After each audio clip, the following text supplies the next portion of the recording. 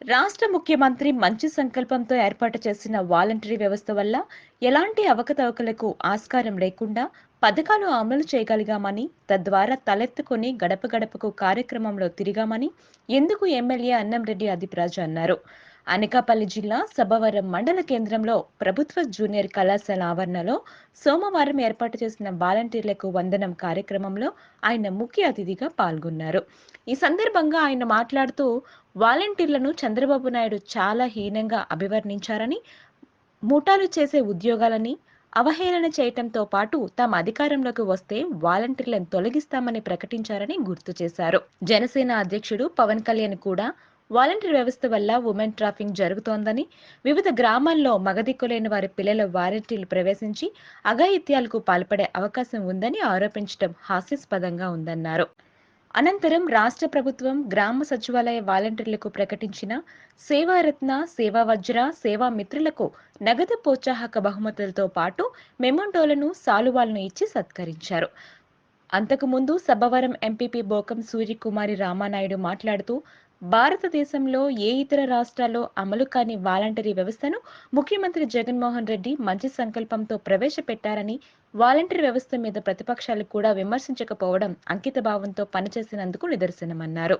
సభలో ఎంపీడీఓఎస్ రామ్మోహన్ రావు, వైఎస్ఆర్ కాంగ్రెస్ పార్టీ నేతలు కాపుశెట్టి శేషబాబు, వడ్డాతి అప్పలరాజు, బైలుపూడి దేవుడుబాబు, రామారావు, మాజీ ఎంపీపీ ఎస్ ముత్యాల నాయుడు, ఎస్ నారాయణమూర్తి, బోను గంగునాయుడు, కర్రి శ్రీనివాసరావు తదితరులు పాల్గొన్నారు.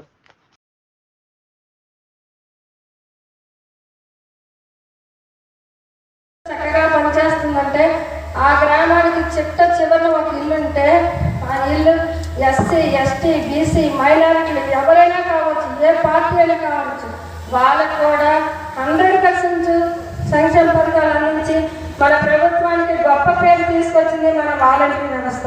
ఒక గ్రామానికి 20 మంది 22 మందిని వాలంటీర్ని ప్రవేశపెట్టారు. వారి ద్వారా ప్రతి ఒక్క ఇంటికి కూడా ఏ ఇంటికి సంక్షేమ పథకాలు అందలేదు అనే మాట రాకుండా అందరికీ కూడా ఒకేలా. పూర్వంలో అయితే ఒక ఊర్లో వాళ్ళు ఒక దగ్గరే ఉండేవారు. ఇప్పుడైతే అలా కాదు, ఎవరిష్టం వచ్చిన దగ్గర ఆ ఇల్లు కట్టుకున్న పట్ట కోసం కూడా కళాల్లో కూడా ఒక ఉమెన్ ట్రాఫికింగ్ చేస్తున్నారని చెప్పి ఒకరు,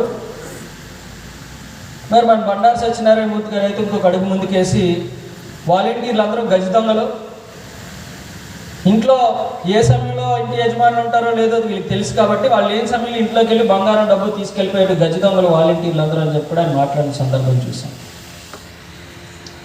అవసరం వచ్చింది.